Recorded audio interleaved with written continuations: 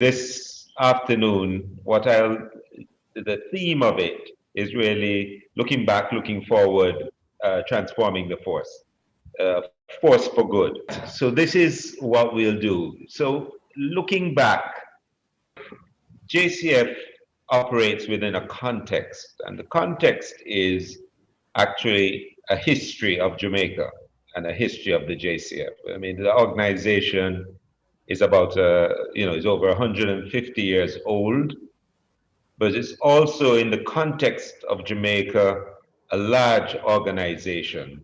Between our constabulary force officers, our district constables, and our civilian employees, we run to over 15,000 persons.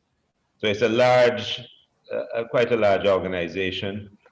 In terms of our outlets where we deliver services through, we are basically a combination. If we take all the outlets, all the branches of NCB plus BNS, we're times 2.5 that. So I'm just giving some sense of the scale and scope of the organization, and we deliver about 20 or so services to the public. And so this group, of course, are influencers, business people, and so on. So it gives you the sort of corporate scale of the organization, where we're going, what we're doing, what we've been doing over the past. And I'm going to look mainly about what I've been doing over the last 3 years and what we're going to go forward with from here. So this next slide, I use this just to set the context for a lot of the things I do in presentations. If you notice from this, if you read further, this crime wave in Montego Bay and all of that was being spoken about in this newspaper. If you look at the date here, it's February 11, 1972 newspaper. So some of these, it gives an indication of the length of time that we've had some challenges in the country dealing with things like crime and violence. Quickly then, this is from 1960 to last year, what has happened with our homicide rate or murder rate.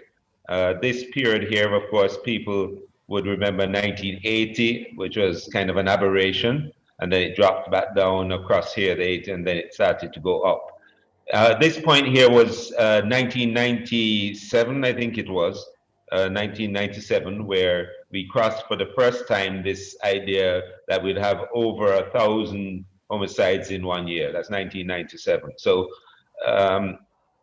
and since then, and I'll just go forward one more, this is what it's been like for the last 20 plus years. So largely, and I put this line here because it indicates what 1,000 of our people being killed per year is that red line. And the numbers above that line, as you see, it's been above pretty much, other than 2003 here, for 20 years. And then, as you saw in the previous slide, if you go back a little further, we actually crossed the threshold in 1997. And so this sets a backdrop and a context to what has been happening over time. And I think it's a little unfortunate that some of our discussions, as we seek solutions to this, that some of our discussions are focused on how much above or how close to this red line we get, when in fact what we should be focusing on is being somewhere down here, down to 400, 200, 300 mark. So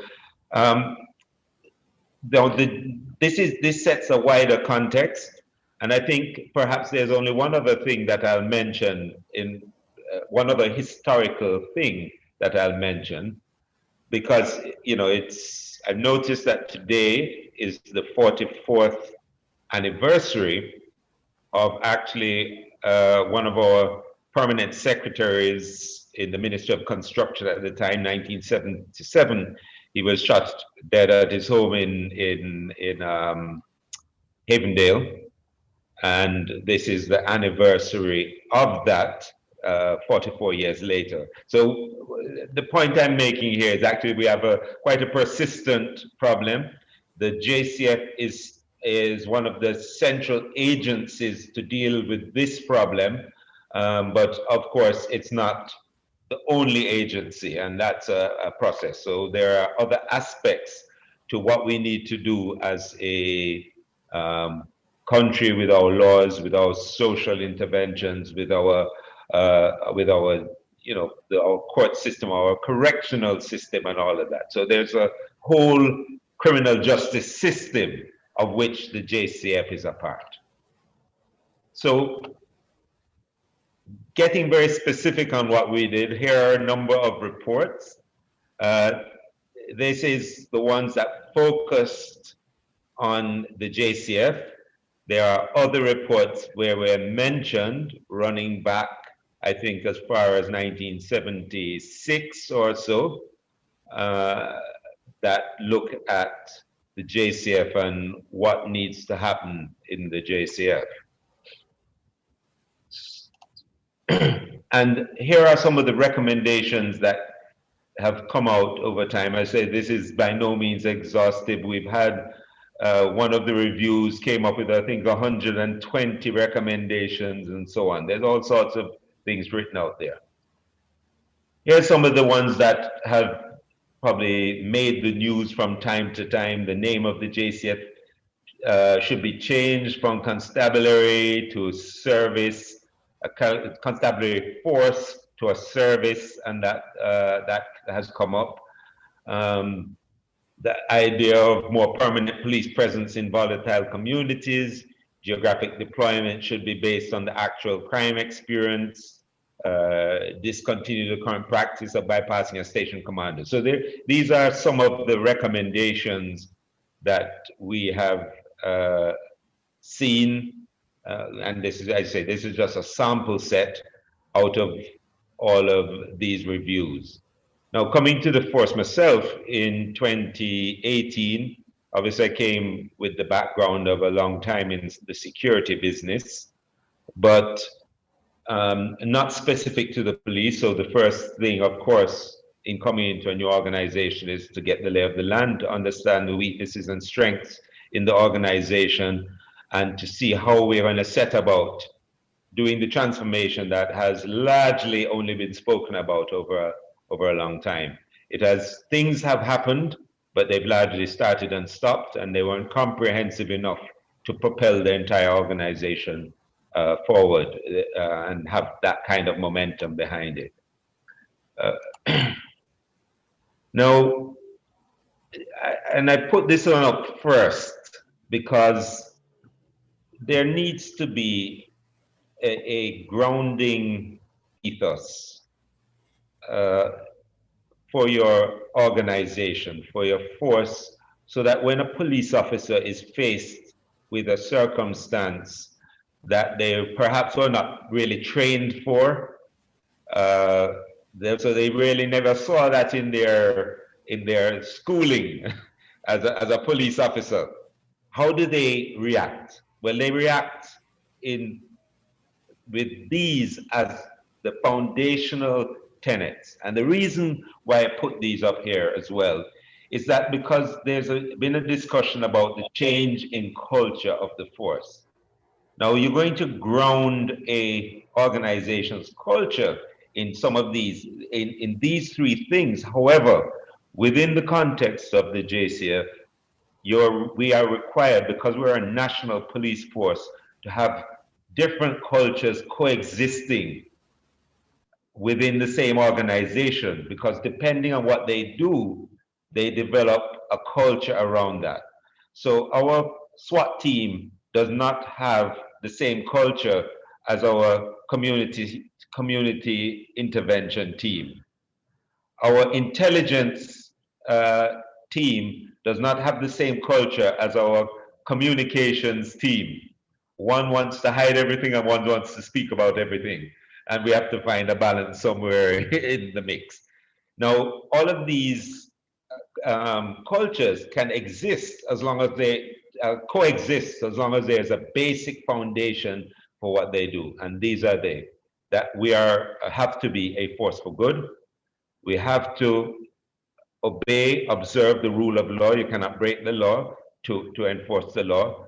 And the third one is that we have to respect everyone. If we respect the least of the apostles, we respect the most. And that is something that we are pushing in the organization and have been certainly since 2018 when these were introduced initially, right?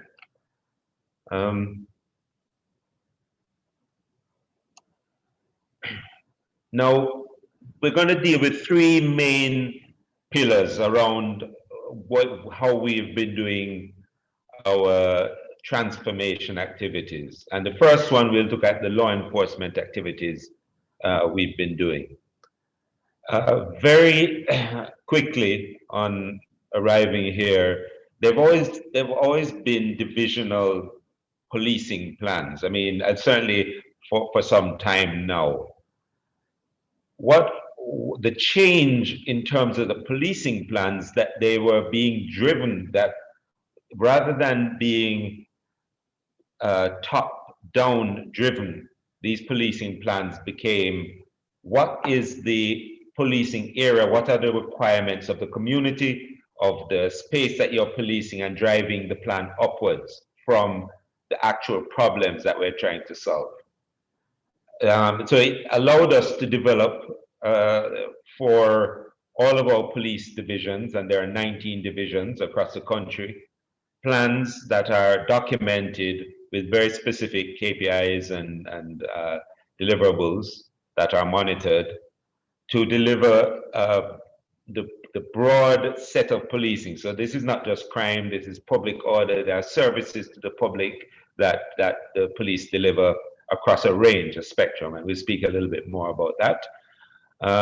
Then we have enhanced security measures, which people are very aware of because they've been very topical, spoken about a lot, about zones of special operations and the use of the soaps to deliver better violence outcomes. That's the state of public emergency. Then our anti-gang strategy, our science-based investigative strategy, how we approached traffic management, rapid response, and community intervention. Right. So in terms of, and I'll run through this quickly, sorry about that. In terms of our enhanced security measures, so we have experienced anywhere between, on both enhanced security measures, on the side of the use of the legislation dealing with states of public emergency, we largely had a reduction in those areas where it was imposed between 25 and 80%. And with the zones of special operations, we have 4 at the moment. We've had a 34 to 89% reduction in murders and shootings in those spaces. And so that is in terms of a shorter term strategy, which was the states of public emergency. And then the zones are more of a development activity. I think somebody's mic is unmuted. Yes, so that is the zones is more of a development strategy, and the way the states of public emergency are used is more of a violence reduction strategy. So there, it's clear what each one does. And of course, we can speak more about that, but I don't want it to be focused on that. This is just one thing we are doing in terms of changing the way that we're managing the environment. Our anti-gang strategy, when we have 80% of our homicides, or between 70 and 80%, depends on what day it is, of Jamaica's homicides over time have been gang related. As part of those, not only the divisional strategy, but setting up the mechanism through our counterterrorism and organized crime formation to target those gangs. we got our first conviction of a group as a gang, proper conviction of that in October of last year. We have about 130 gangsters from different gangs awaiting trial under the anti-gang legislation at the moment. In terms of our traffic management, there are some figures up there that we have seen. Obviously, in 2020, less of an issue because of COVID and some of the issues around COVID. But as you say, we're issuing about 500,000 tickets a year, which is really a high amount compared to many places. I think we are about twice the amount as the highest place in the United States in terms of issuing tickets. Now, the discussion could be about, well, if you're issuing all these tickets, why aren't we necessarily getting the sort of compliance that we want? Well, we issue the tickets, but beyond that, it's not necessarily on us what happens beyond that point. The next one, of course, is the science, and this has been a discussion. It certainly was one of the early discussions in 2018 going forward that people are having. Why aren't the police using more science in their investigations? Well, we have pushed significantly on that. And as you say, as is outlined here, we have significant cross-matching of ballistics from different scenes. The way we collect ballistic and other forensic material has been shifted, modernized. It is almost always that we will take DNA samples from scenes. Hence, by last year, we were pushing out 15,495 DNA samples were sent to the labs and so on, which is quite an increase in focus on this. And we have used this on some cold cases, but also to improve our clear-up rate and also to get more guilty pleas. But it's hard to say you weren't there when your DNA is there or involved, right?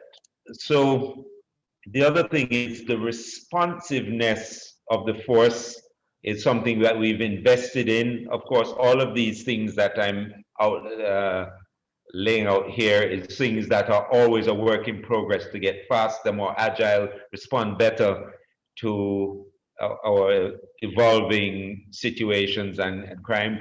We have seen what our quick reaction teams, which is not just the teams that are going out, which some of them are bike-based, but it's really a combination of those teams that respond on motorbikes, the coordination and command and control arrangements as we installed screens that we can observe Jamaica Eye cameras and coordinate the efforts of different formations in a more, I'd say, a more coordinated way,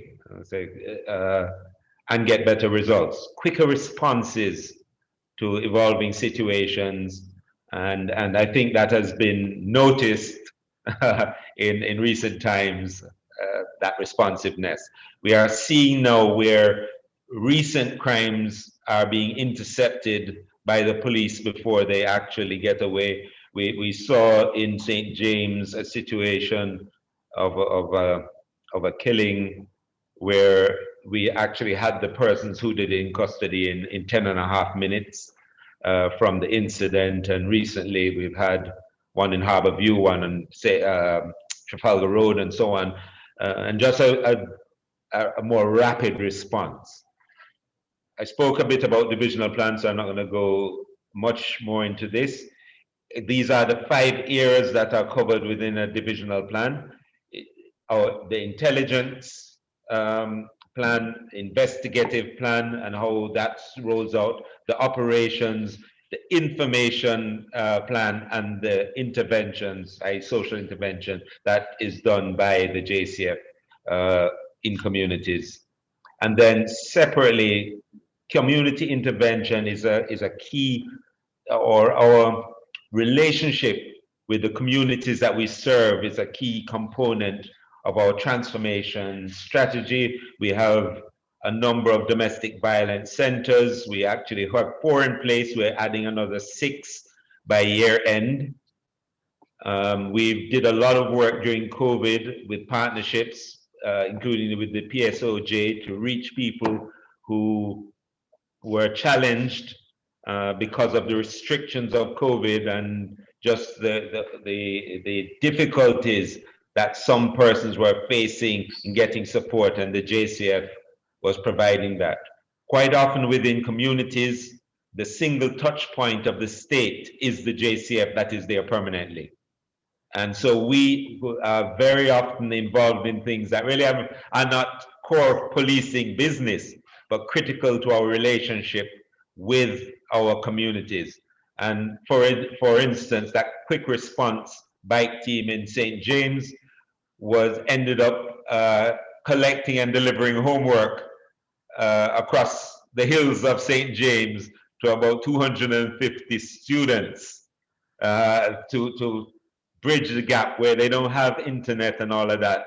And so they were doing some of that work, even as they were doing their usual crime fighting role.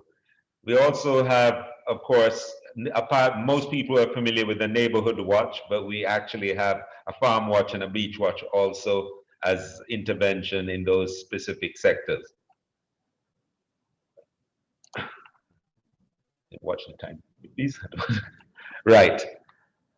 Now, there are some other recommendations, and I'll push straight into this because this is key to our transformation. The DOJ should make provision, capital investment in the JCF estate, where it can meet the standards of a modern police service, vetting of personnel, and just the personnel issues, an ICT strategic plan to provide a blueprint for future acquisition and integration of technologies. So, ladies and gentlemen, we moved beyond this. we're ahead of this curve already. We are pushing very vigorously, very deliberately to move ahead. So this aggressive transformation journey looks at 5 things: our people, our structures, our infrastructure, our equipment, and our technology.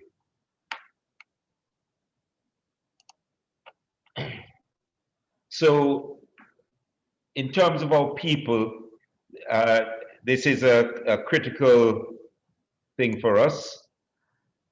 And in 2018, on coming here, one of the first departments, or not one of, the first department that I set up was a welfare department that sought to create a bridge between the organization as a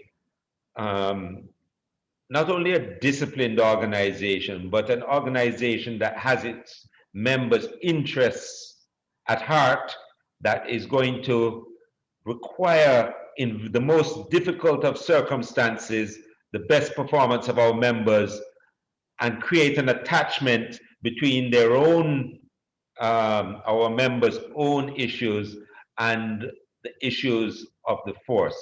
It was critical in my mind that the command structure, the people who send people to do this difficult work, are the same people who are taking care of them, the same people that are ensuring their standards, that are providing the training required not only to deliver good policing service to the public, but also to get home safely after a day's work. So there are some issues around personnel that were difficult issues that had persisted for a long time. And there are some of them mentioned here: the training and development, the number of courses that we are running, then also the establishment of a transparent and consistent promotion system. Also the promotion, and not only the promotion, but what we did was some of the benefits that would accrue to an officer who had been harmed in the line of duty or killed in the line of duty that took a long time for who they leave behind in the case of those officers who may be killed in the line of duty. It took years for sometimes their families to get the benefits that accrue to them. We pulled that down from I think we saw a case that was 6 years old, and we're down to 6 months at the moment. So we've pulled that forward significantly, and it's benefiting our members. So in terms of structure, which is the other one, so we looked at people, now we're looking at structure. By the way, let me just quickly just go back one. The expansion of the force establishment, we went through a lot of work to see what size force we need based on all the circumstances in Jamaica. I won't go into much detail on that, but we actually created an algorithm that we can continually or over time put certain variables in and get an idea of what the force establishment should be at that particular time. So as the thing evolves, we can use this algorithm again and again.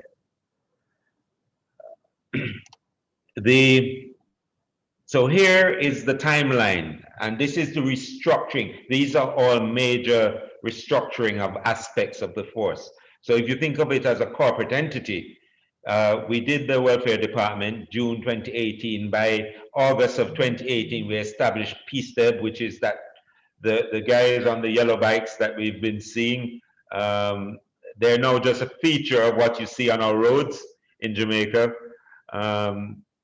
Then the legal department, we've overhauled that significantly to provide legal support to the organization, and also do things like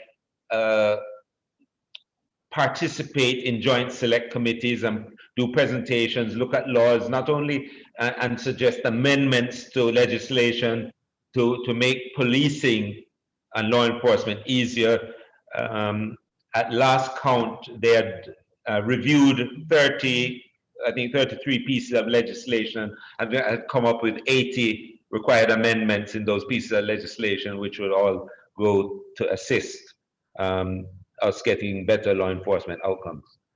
The technology branch was stood up in June 2019 to drive forward this long recommended ICT strategy, but it had to be broader than ICT. So we set up a technology in its broadest sense branch, and also set up a technology steering committee, which I actually chair and drive the technology in recent times, and we'll see that further down. iProbe, we have the force development and logistics, which takes on some of that technology development role. Number 5 here, iProbe, is the Inspectorate and Professional Oversight Bureau.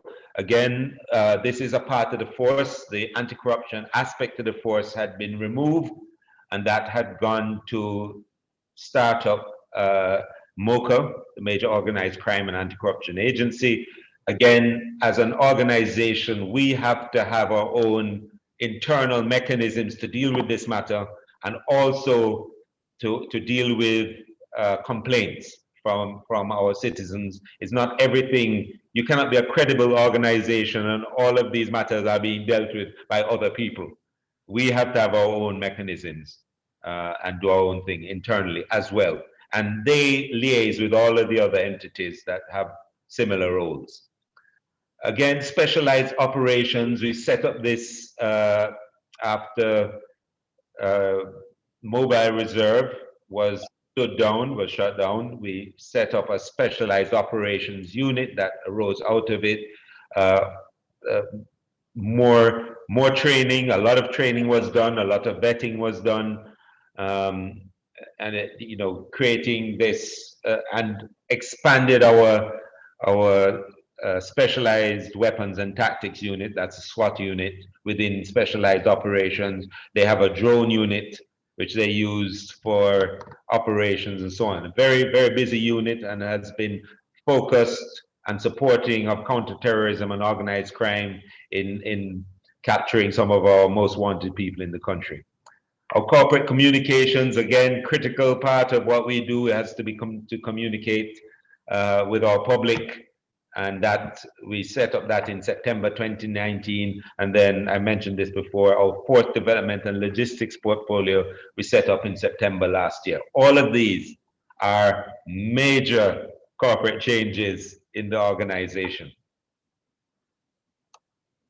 In terms of our infrastructure, between construction and renovation, whether completed or in progress, at this point we have done 121 or have 121 ongoing. A lot of those have been done already. I think some 70 or 80 of these are complete and some are in progress, probably even higher than that at the moment, complete.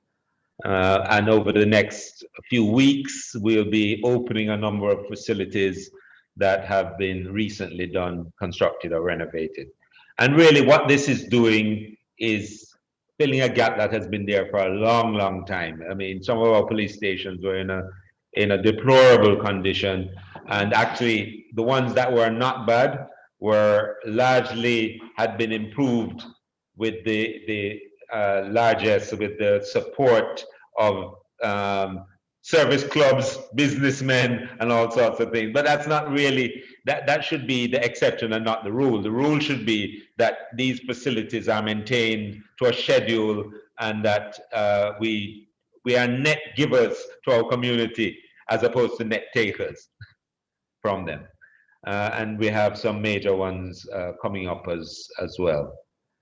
In terms of our equipment, well, we'd have seen the visible part of it is our fleet looks different than what it used to look like.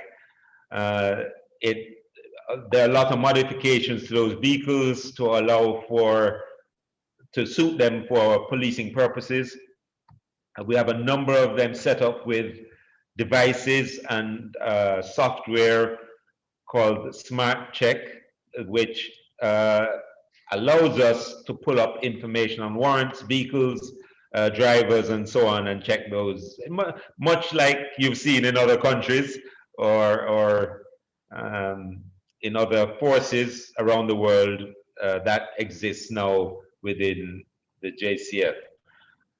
Also, we're looking at some new uniform designs, and largely the designs are not just are functional designs, and they're functional in terms of the movement of police officers, in terms of what they wear, how they're protected, how they carry modern equipment on them, as opposed to the current uniform, which largely came about in a much simpler time, without the technology that is available now, not only in terms of uniforms, but in terms of equipment that is available.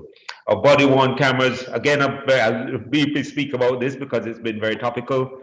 We actually, by mid last year, we were in a position to know exactly, we had put in the back end required to actually have a proper body-worn camera system. We had brought in a few hundred cameras that we were testing.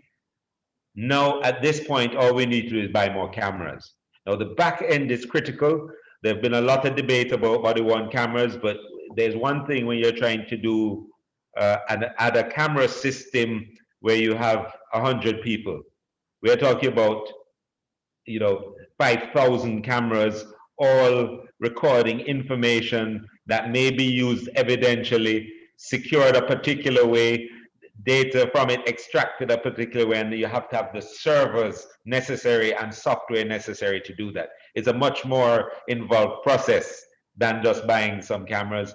But the good thing is that that process is largely done, and all we need to do now is add more cameras as our budget allows. As we are also a victim of COVID, clearly this year, so it has slowed down some of the things we're doing, but I can guarantee you that nothing has stopped.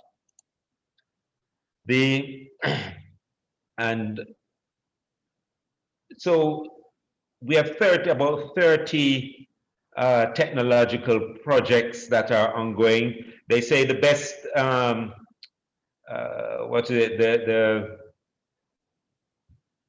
best thinking, best practice in terms of implementing major technological projects is to do 3 at a time.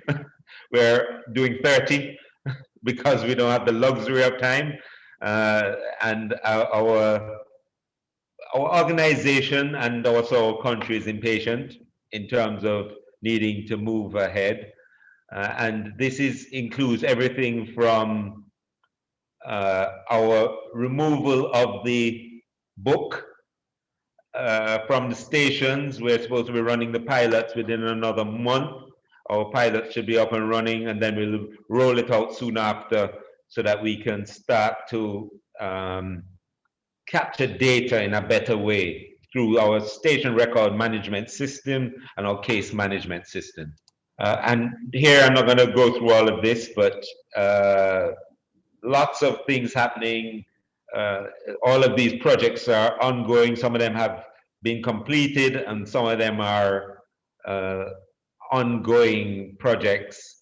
Amber, again, a lot of our vehicles, we have about 800 of our vehicles that are tracked now. So we know where they are, what they're doing, how long they've been idling, and how they move, how they're driven, and we get reports on this. So as a management tool, it's a significant thing in terms of the modernization and accountability framework that we have employed in what we're doing. Again, it goes over to another page. All of these projects are in train, being done. As a matter of fact, there's very little that is in a review that is not being actually actioned at the moment. What this means is that we're going to reach the stage where the force capability matches our circumstance in the country, because that is one of the things that has been absent from the reviews. Nobody in these reviews, the ones I saw, looked at what is the legitimate capacity of the JCF as configured at the time of the review. What should they actually been able to deliver in terms of crime outcomes, in terms of public order outcomes, and so on. If we look at some of our partner nations and how they apply themselves to something like a homicide, they have 5 detectives dealing with each homicide. Now, in our case, we'd have to have a force about 4 or 5 times the size to deal with that. So we have to look at how do we get those homicides down, even as we increase the capability of the force, and how do we leverage the synergies from technology, from better equipment, from additional personnel to rapidly assist that process of getting it down. Our stakeholder engagement is the third pillar I'm going to speak about, not go into great detail. We have so many partners. I don't think there's an organization in Jamaica that we do not interface with.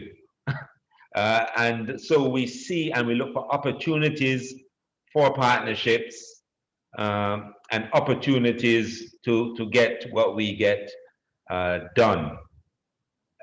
And obviously, the Rotary Club is one of those groups that we have engaged over time, and we're always looking for, as I say, we're always looking for partnerships. So here's where we're going. We're strengthening those partnerships. We are digitizing the police records. We are looking at getting some places to some of our formations. We're starting that process to get ISO 9001 standards implemented here. We're doing it initially at 3 locations: our emergency control center, and 2 police stations, one being Matilda's Corner and one being Duhaney Park. And that we're down the road with that. Hopefully by the end of this financial year, that will be we will have certification on those places, and then we'll roll out the process beyond that. And We're looking at how we police Kingston as well. Work has been done on that and redefining some of our police boundaries that have been there for a very long time and has not taken into account developments of communities and dormitory communities across the country, and the relationships since our highway network has been developed between various parishes. We also will continue our recruiting and development of our members, building out the force that way, our infrastructure improvement, and we're looking at the downtown establishment of a police headquarters downtown. Um, so we all can be a force for good. It's not unique to us. It's just that we are using this to ground what we do and our behavior and our members' actions in this. But really, this can be a national thing that we're all a force for good. Um, each of us, as I say, on the platform, there are a number of influencers. There's media, I think, on the platform also. And we should all be encouraging persons to really obey the rule of law, cooperate with the police, and show each other respect. So I noted the service above self, and I think we're on the same mission. We're not on different missions, and I think we are of one accord. Um, so this is really the new perspective. That was a race through a number of things, and it was probably like kind of drinking from a fire hose in terms of all of the things that are taking place. But that gives a short synopsis of that, and really available for Q&A. So thank you very much.